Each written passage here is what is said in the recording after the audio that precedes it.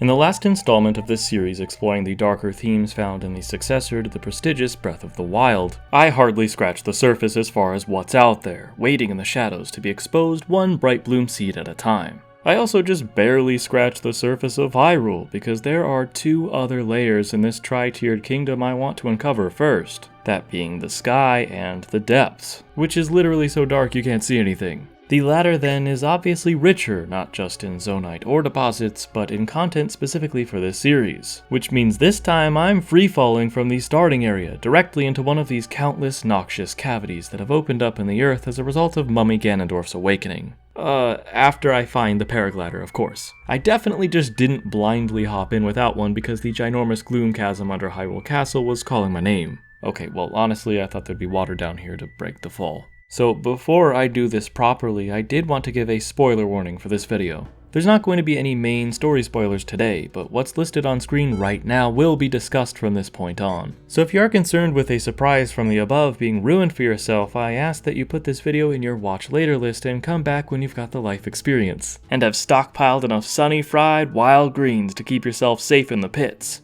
Now with that out of the way, the depths are Gloom hands down my personal favorite area in Tears of the Kingdom. I had heard whispers about the possibility of a full-fledged underworld from various Zelda theorists before the game launched, but I was skeptical because of how much the marketing focused solely on the new Sky Islands. I assumed the addition of caves would lead to some self-contained underground areas, but they'd be much smaller in scope and not warrant a separate map, right? Imagine my surprise when I discovered there wasn't just the one colossal crater below the castle, but several large tears in the ground that cause the game to freeze for a second because it needs to load the equally expansive netherworld. It's a twisted, mirrored version of the Hyrule we've all spent a great many hours mapping out between two games now.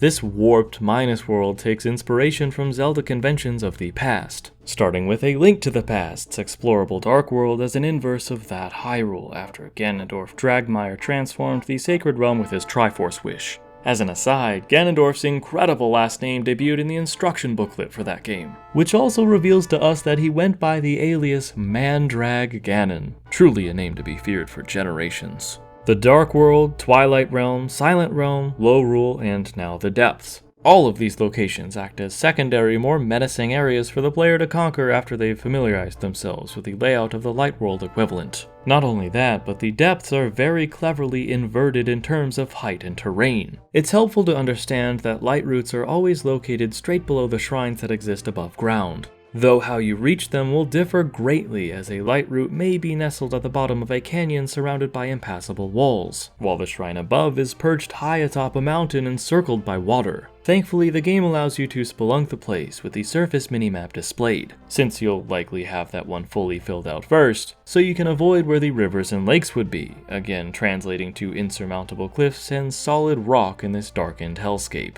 It all works to feel so lonely. There's a certain sinking feeling that comes from throwing a bright bloom seed out into an open space you cannot see, only for it to fall and fall until finally hitting the ground far deeper than you anticipated it being because you're actually standing on the edge of a cliff face. The game gives you enough options in terms of lighting your way down here, but the fact is you have to have done the prep work, and even so, if you spend enough time exploring, you will eventually run out of supplies and need to warp to the safety of the surface, because which way is up or down is no longer immediately discernible. Before I had an understanding of this land's secrets, I scaled immense cliffs I was sure I could overcome with enough stamina, only to learn that there was no end and the wall actually led into a ceiling. This is just what kind of thing true darkness really is. Pretending that my initial failed attempt to land in the bowels of Hyrule didn't count, my first proper experience entering the depths was at the Hyrule Field Chasm. A curious researcher nearly lost his balance and fell in because of Link's carelessness. Let's blame him.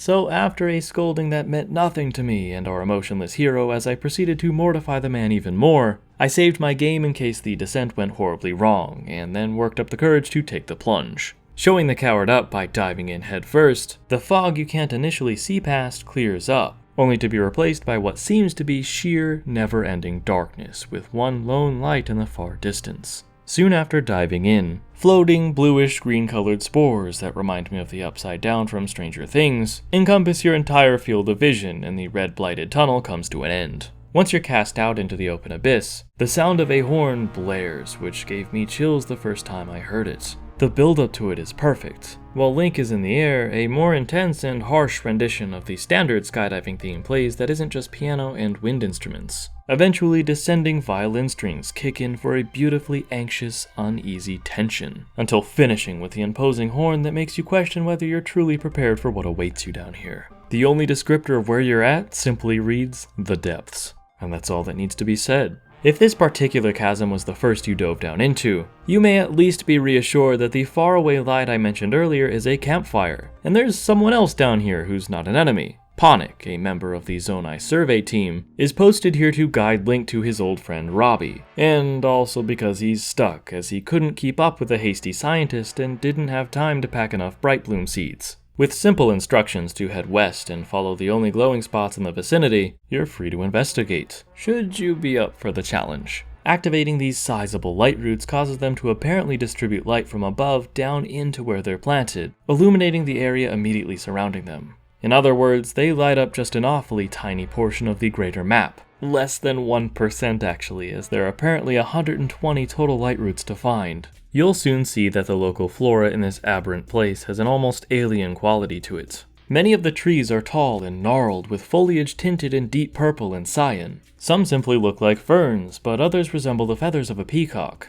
Just as impressive are monstrous mushrooms covered in hanging moss, with spiral plants and what looks like antennae sprouted up from the ground around them. This foreign subterranean environment is pretty to look at, albeit equally disquieting and eerie. Wandering off by yourself is isolating, which should warrant caution because this netherrealm is very dangerous. Pools of gloom are spilled all over large portions of the map, and if Link steps foot in this poison, it's not just his hearts that'll be lost. The heart containers themselves quickly crack open and cannot be recovered until Link is exposed to the sun, or certain light in one form or another. It's not just stagnant poison you'll need to sidestep around, however, as many monsters of Ganondorf's army inhabit this underground, and they're coated in this stuff. Living here in the darkness has changed them for the worse. You have to be especially careful to dodge these corrupted foes' attacks, as every hit instantly breaks Link's heart containers. At least if you accidentally trek through some gloom, you have a small window of time to get out and save yourself from decreasing Link's total number of hearts. But every strike from a tainted monster, whether you saw it coming or not, is punished without delay.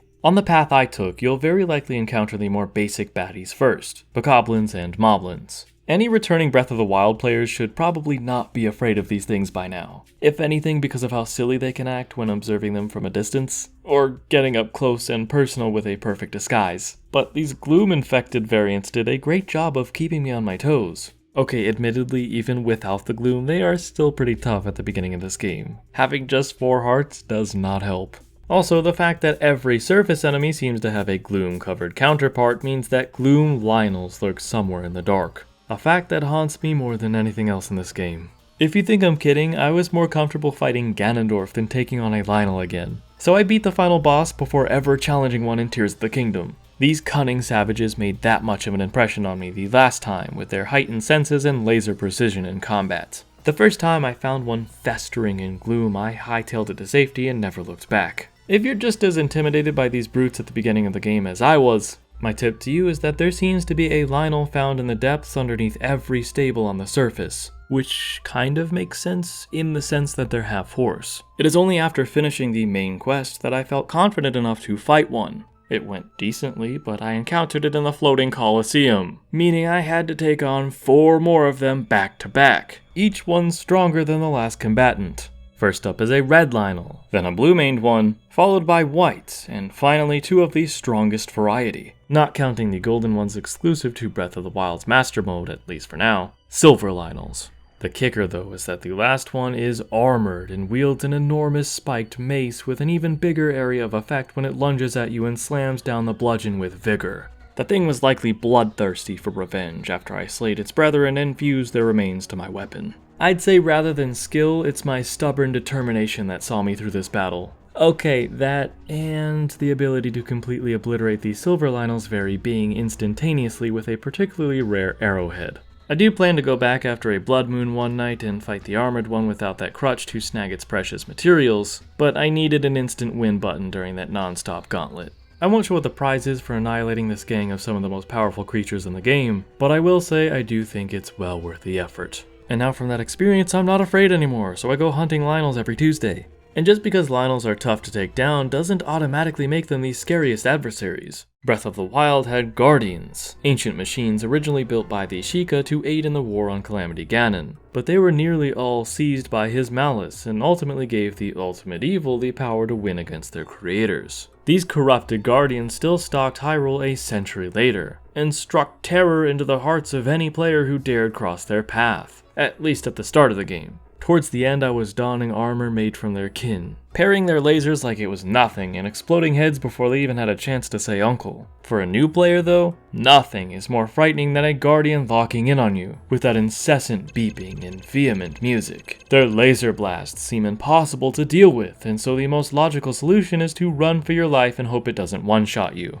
There's one remaining Guardian I could find in Tears of the Kingdom that's in ruins, so you won't have to worry about them attacking, but is there an equivalent to this anxiety-provoking menace? The answer is yes. And surprisingly, they take on the form of floor masters that look most similar to their depiction in the Wind Waker, as disembodied shadowy hands that emerge from a void in the ground to grab Link's head. They're now called Gloom Spawn, or Gloom Hands, insufferable monstrosities that materialize from inconspicuous blots of gloom that very quickly make themselves known to unsuspecting passerby. In addition to getting their own, much more sinister music track than Guardians, the emergence of a Gloom Spawn causes these skies to darken and turn as red as the same blood moon that repeatedly revives Ganondorf's army, as it chases you down until Link's caught in its death trap and drains the life force from him. I genuinely think they make for a more terrifying confrontation overall. Guardians get the heart racing, sure, but that panic stems mostly from the initial urgent piano and continuous beeping alerting you that a killing machine has set its sights on Link.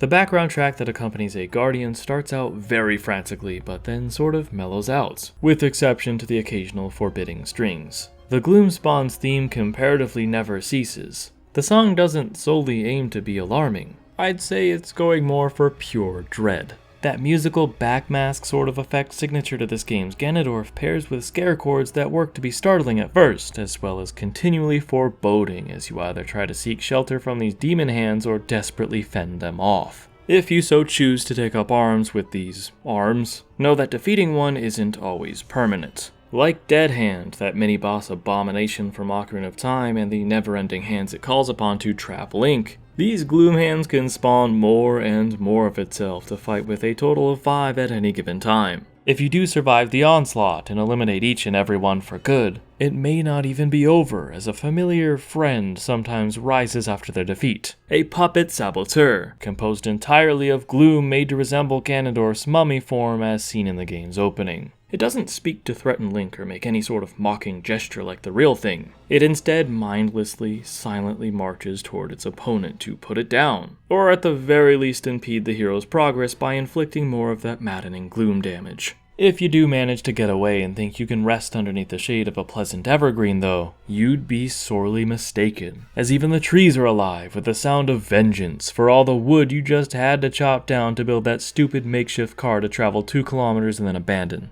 Evermean are apparently monsters that only mimic trees, though they can be chopped into logs or set ablaze in much the same way as the real thing. Don't go lighting trees on fire, kids. Of course, these evil trees have an eviler counterpart in the underworld that can be quite the surprise if you're out of bright blooms or ways to make Link glow and you're left fumbling around in the dark. An even worse foe to stumble upon like this is frogs. No, not the little guys roaming around in packs. I'm talking about their giant bright bloom seed-eating cousins who happily open their maws wide in the hope of chowing down on a paragliding Link. Not dissimilar to the returning shield-eating like-likes redesigned to somehow be even more grotesque. Don't let these nasties eat you. Distract them with meat or feed them bombs instead. They'll love it. One more enemy type with a terrifying variant below Hyrule are Gleeoks. Returning from the very first The Legend of Zelda on NES, I actually just completed for the first time this year. I think the ending's great. Ganon exploding into blood was very metal, as is a multi-headed dragon.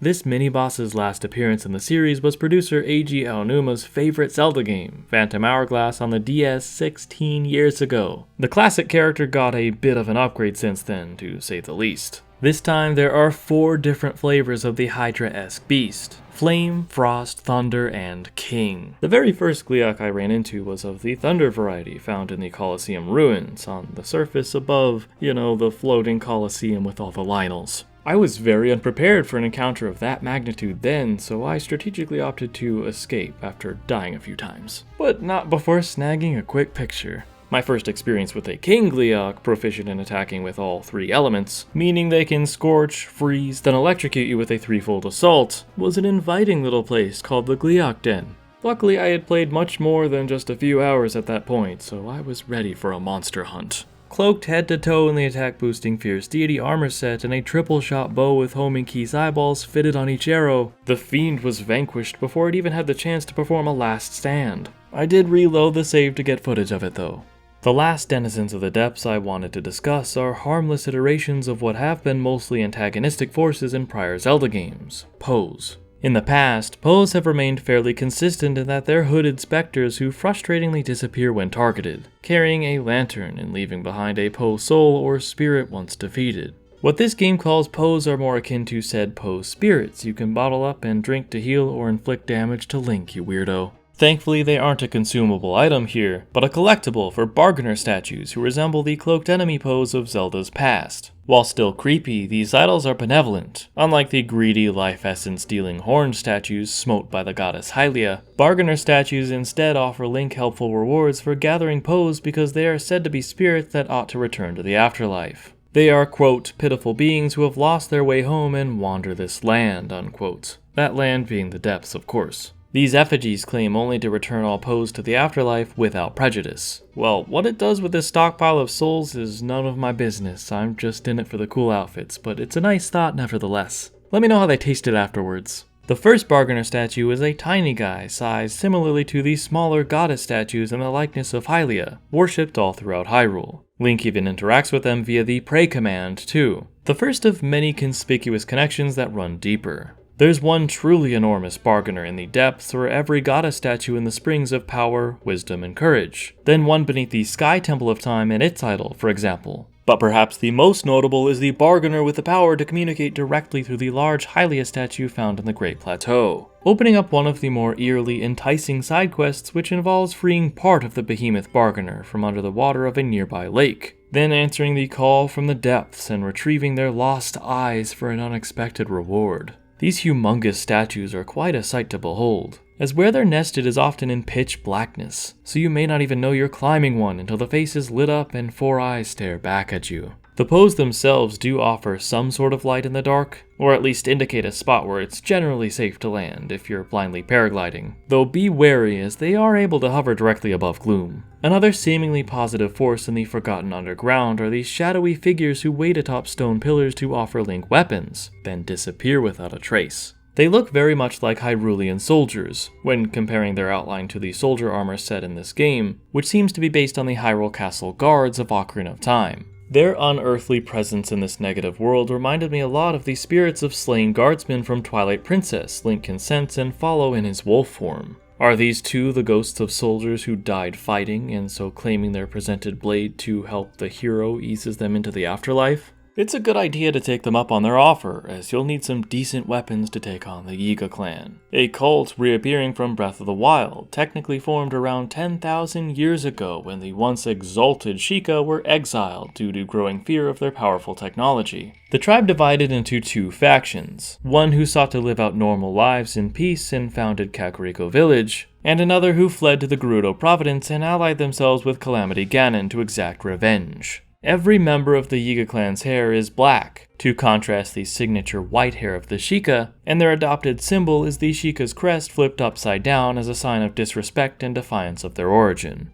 The Yiga shamelessly rob supplies and precious artifacts from the Gerudo, all with the greater ambition to fully resurrect Ganon and eliminate those who would defy him. I'm sure we were all a little intimidated when stealthily sneaking into their base to face the no doubt hair-raising leader of the anti-Sheikah. But, for better or worse, he wound up being a joke character. With a goofy, childish demeanor, Master Koga defeats himself in a comical way, though is implied to be dead when he promises his legacy will live on before falling down a massive hole in the arena and is presumably crushed by his own secret technique. A giant spiky ball summoned out of thin air. In Breath of the Wild, the pit is bottomless and Link will void out if he jumps into it. In Tears of the Kingdom, however, we can see exactly where Koga was sent, as it's now naturally a chasm leading to the depths. It is here that we learn Master Koga somehow survived the fall and was not flattened by his own attack, and has become obsessed with obtaining the ancient Zonai powers only Link has access to after learning about them from the various abandoned mines he's ransacked.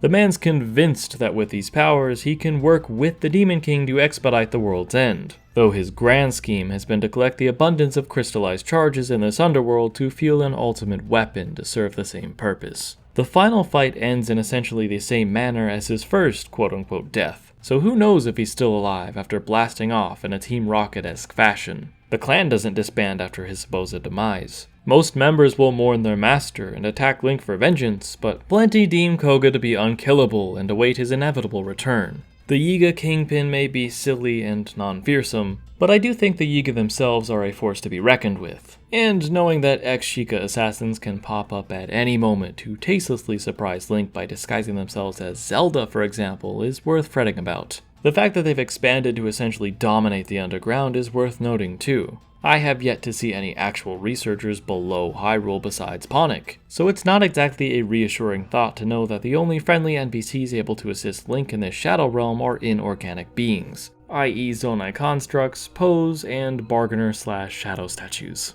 Their bases are spread far and wide across the depths, and infiltrating them offers a look into the mind of Koga's foot soldiers via the various notebooks left out for prying eyes. These invaluable journal entries document their discoveries down here, including their unique interactions with said inorganic beings, which interestingly differs greatly from Link's experience. According to these accounts, it seems the Yiga are able to sense but not truly see anything paranormal, like the aforementioned Pose. All of the Yiga have reported witnessing strange, ethereal lights that disappear when they get too close, but apparently none of them have observed their true form. What's more, the Yiga tell of strange rock piles with creepily floating weapons at the top, indicating they cannot see these soldier apparitions holding out for a hero. I have yet to personally find all of these notebooks, there's a lot of them, but I've heard that one even mentions bargainer statues, superstitiously claiming that if a member follows the beckoning voice, their soul will be stolen. If we take this at face value and trust what the bargainers have already told Link, it could mean that the statues, again impartial to good or evil, see Yiga members as lost souls, that is to say, indistinguishable from Pose, and send them to the afterlife even though they haven't yet passed on. Perhaps this is because, as I explained earlier, they're fallen Sheikah who've lost their way in life, and as such are now considered to be lost souls by this neutral Grim Reaper, as it were.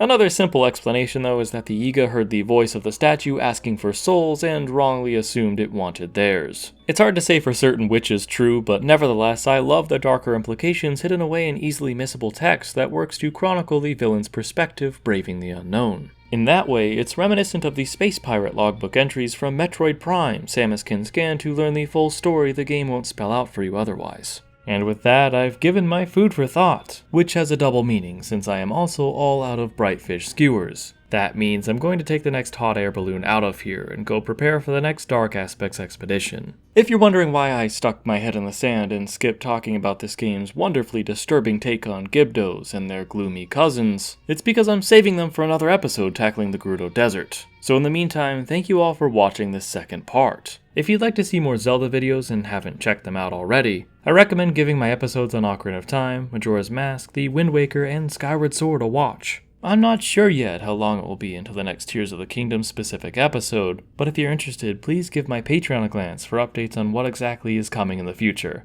Bye for now, everyone. Stay safe out there. Brian and Susan, Jennifer, Kathleen, Dad Barry, Tooie, Captain Harlock, Nene, and Janssen. Thank you.